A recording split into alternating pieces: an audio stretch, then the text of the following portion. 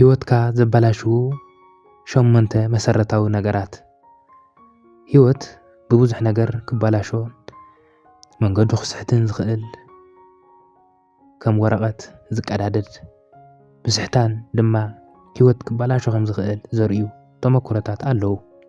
ህይወትካ ከበላሹ ዝኽእሉ ሸሞንተ መሰረታዊ ነገራት ዝብል ናይ ሎማዓንቲ ኣርእስቲ ቪድዮና ሸሞንተ መሰረታዊ ዝኾኑ ህይወት ከበላሹ ዝኽእሉ ኢለ ሒዘዮም ዝመጻኹ ናኹም ከቕርበልኩም እየ።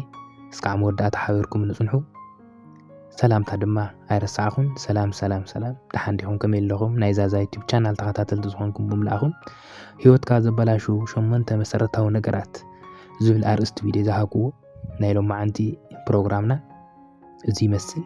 ሸሞንተ መሰረታዊ ነገራት ህይወት ሰብ ከበላሹ ዝኽእሉ ዝብል ኣርእስቲ ቪድዮ ዝሃብክዎ ናኻትኩም ከቕርቦ እየ። እስካዕ መጨረሻ ሓቢርኩም ንጽንሑ። ቀዳማይ ህይወትካ ከበላሹ ዝኽእል መሰረታዊ ነገር እንታይ እዩ? ስምዒታዊ ምዃን። ኣብ ህይወት ወይ ከዓ ኣብ ትውስነ ውሳነታት ስምዒታዊ ምዃን ኩሉ ግዜ ህይወትካ ናብ ዓዘቕቲ ሽግርን ንሕማቕ ነገርን ከእቱ ይኽእል እዩ ማለት እዩ። ስለዚ ኩሉ ግዜ ስምዒታዊ ኮይንካ ትውስኖም ውሳነታት ደጋጊምካ ክትሓስበሎምን ጉድኣቶምን ጥቕሞምን ብደንቢ ተረዲእኻ ክትፈርድን ይግበአካ ማለት እዩ። ስለዚ ስምዒታዊ ምዃን መነሽኡ ካብ ምንታይ እዩ? ስምዒታዊ ምዃን ካብ ኣተዓባብያ ክኸውን ይኽእል ወይ ከዓ ካብ ሒዝካዮ እትዓቢ ማሕበራዊ ህይወት ማሕበራዊ ናብራ ክኸውን ይኽእል እዩ።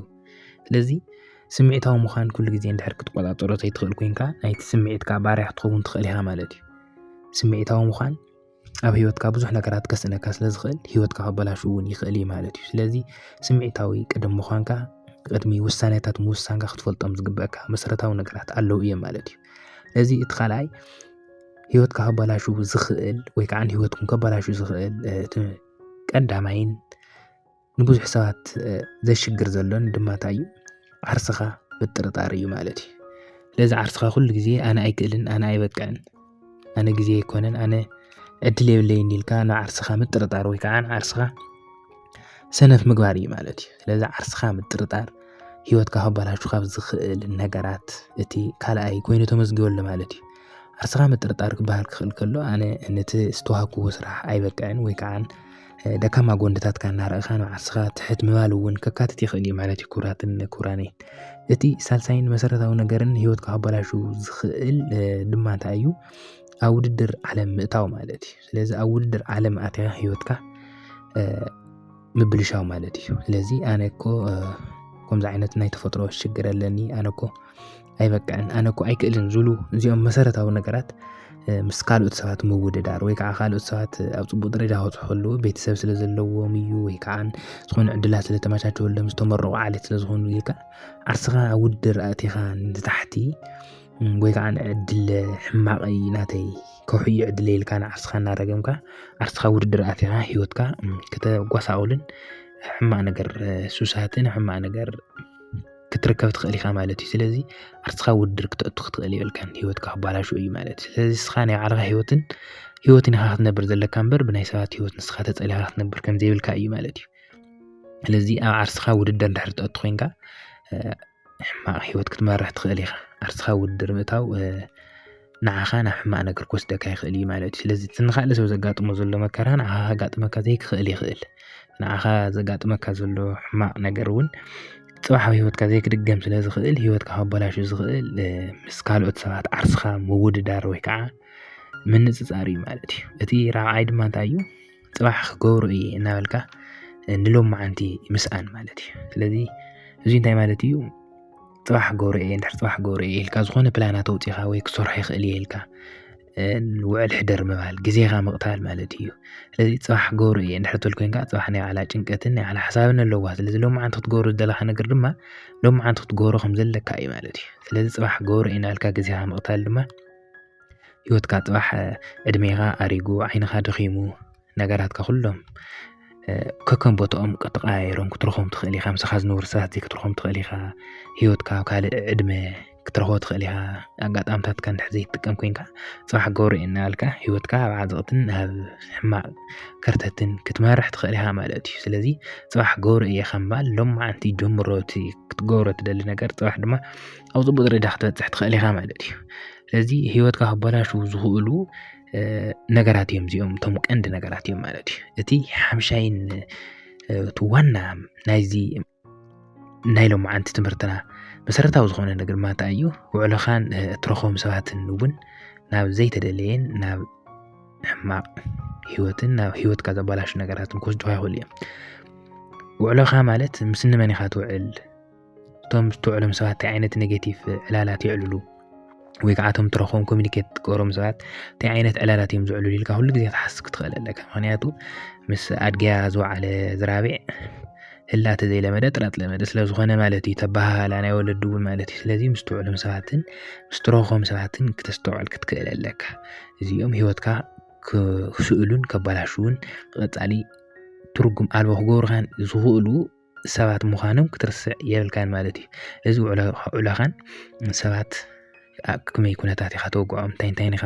ኮሚኒኬት ትገብር ምስኦም እውን ብደንብ ክትርድአካን ክትፈልጦን እንድሕር ዘይክኢልካ ህይወትካ ክበላሾ ይኽእል እዩ ማለት እዩ ስለዚ ኣብዚ እቲ ዋና መሰረታዊ ነገራት መቸም ኩልኩም ናይ ዛዛ ዩቲዩብ ቻናል ትፈልጥዎ ዘለኩም እንታይ እዩ ውዕለኻ ክበሃል ክብል ከለኹ ውዕለኻ ማለት ኩሉ ግዜ ማሕዙትካ እንታይ ይውዕሉ እንዳጫት ድዮም እንዳመስተ ድዮም እንዳ ኩሉ ነገራት ዘካትት ነገር እዩ ማለት ስለዚ ንማሕዙትካ ስለትመስል መን ምዃንካ ክነግረካስ ምስ መን ከም ትውዕል ነገረኒ ስለዝኾነ ተባሃለ ውዕለኻን ትረኸም ሰባትን ከተጠንቂቃ ክትፈልጥ ኣለካ ማለት እዩ ስለዚ ህይወትካ ክበላሹ ዝኽእሉ ሸሞንተ መሰረታዊ ነገራት እቲ ሓምሻይን መሰረታዊ ነገርን ውዕለኻን ትረኸም ሰባትን ምፍላጥ ወሳኒ ምዃኑ ክትርስዑ የብልኩምን ማለት እዩ ህይወትካ ዘበላሹ ካብቶም ሸሞንተ መሰረታዊ ነገራት ድማ እቲ ሻድሻይ ዕግበት ምስኣን እዩ ማለት እዩ ህይወትካ ኩሉ ግዜ ነቲ ስኻ ዘለካ ህይወት ነቲ ዘለካ ዓይነ ብርኪ ነቲ ዘለካ ሃፍተ ገነት እንድሕር ዘይትጥቀመሉን ዘይተመስግነሉን ኮንካ ህይወትካ ክበላሾ ይኽእል እዩ ማለት ስለዚ ዝተገበረልካ ነገር እናመስግንካ ነቲ ዘይተገበረልካ ነገር ክትፅበ ጥራሕ እዩ ዘለካ እምበር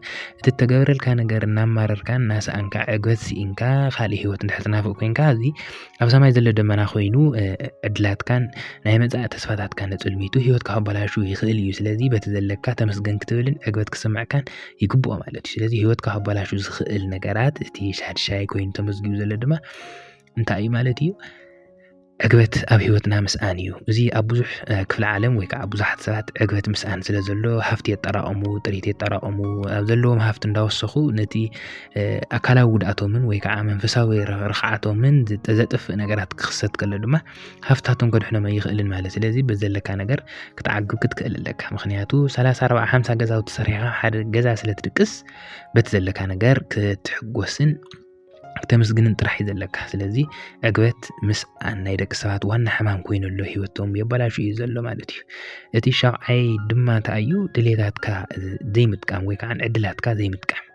ዕድላትካ ዘይምጥቃም ኣብቲ ቁጥሪ ክልተ እውን ገሊፀ እየ ስለ ዝነበርኩ ብዙሕ ምትንታነ የድልዮን ዕድላትካ ብኣግባቡ ምስ ዕድመን ምስ ኩነታትን ምስ ግዜን ዝመፁ ዕድላትካ ክትጥቀም ክትክእል ኣለካ ሕዚ መብዛሕትኦም ወለዲ መብዛሕትኦም ዝናስሕሉ እንድሕር ንሰምዖም ኮይና ኣብ ከምዚ ዕድመ ዕድላተይ ስለዘይተጠቐምኩ ናይ ድኽነተይ ምንጪ ኮይነ ገለ ክብሉ ንሰሚዕና ስለዚ እዚ እንታይ ማለት እዩ ዕድላቶም ስለዘይተጠቐሙ ንሓደ ድማ ዕድላትና ተጠቒምና ህይወትና ንኸይበላሽ ክንፅዕር ክንክእል ኣለና ማለት ስለዚ ህይወትካ ዘበላሹ ነገራት እንታይ እዮም እዚኦም መብዛሕትኡ ሰብ እውን ክፈልጦም ስለ ዘለዎ ማለት እዩ ዕድሉ ብኣግባቡ ዘይጥቀም ሰብ ኩሉ ግዜ ህይወቱ ክበላሽ ይኽእል እዩ ማለት እዩ ስለዚ ህይወትካ ክበላሹ ዝኽእሉ ሸሞንተ መሰረታዊ ነገራት እቲ ሻምናይ ናይ መወዳእታን ቅድሚ ምዝራበይ ግን ነዚ ዩቲዩብ ቻናል ሓድሽ ዝኾንኩም ሰባት ሰብስክራይብ እናገበርኩም ቤተሰብ ክትኾኑ ትኽእሉ ኢኹም ከምዚኦምን ካልኦት ቪድዮታትን ኣብ ሰሙን 3 ግዜ ናኹም ዝለቆም ድሕር ከፅሑኹም ትደሊኹም ድማ ነዛ ጎኒ ዘላ ናይ ደወል ምልክት ናነኻኹም ሓቢርኩም እስካብ መወዳእታ ክትዘልቁ ትኽእሉ ኢኹም እቲ ሻምናይ ናይ መወዳእታን ድማ ፕሮግራም ዘይምጥቃም ማለት እዩ ፕሮግራም ኣብ ህይወትካ ወይ ከዓ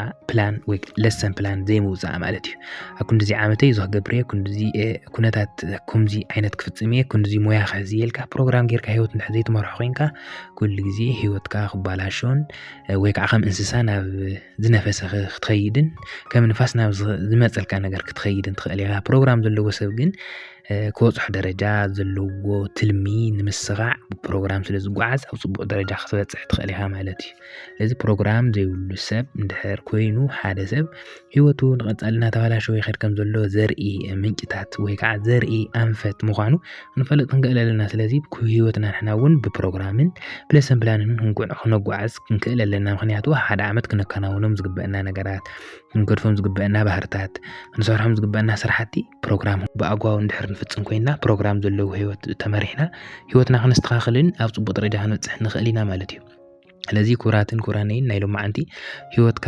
ዘበላሹ 8 መሰረታዊ ነገራት ዝብሉ ኣርእስቲ ቪድዮ ዝሃብኩዎም ነዚኦም ንኻኹም كقروم زنحخو يمثل نيرم أو كتالي بتمثالي ساعتين بتمثال برنامج تملي سامتية أنا هاويركم تنحخو هفتم زازانيرة أو كتالي بتمثال ساعات بتمثال برنامج كمتي نايلهم عن تجن زي مثل نيرة تمرتنا نزي يوتيوب channel حد زونكم دقيقة سبسكرايب ناقولكم بيسك تدخلوا يوم ناولكم نايلهم عن تي برنامج أو زيوكا سلام